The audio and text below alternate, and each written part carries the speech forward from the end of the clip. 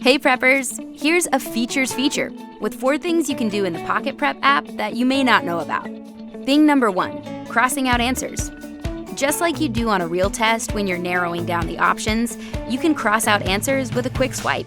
Thing 2, flagging questions. When you hit a tricky question, flag it. That way you can think a bit more and go back to it when you're ready. Thing 3, switch to the web.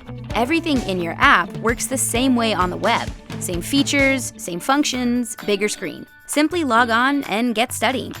Last thing, study reminders. Study reminders are a great way to keep you on task. Under Notifications in your Settings tab, you can turn on study reminders and then set which days and what time of day you want to be notified to get those brain cells moving. You can even customize what you want your reminder to say. FYI, get friendly with your Settings tab. There are a few more things you can do in there to help you study. That's all for now.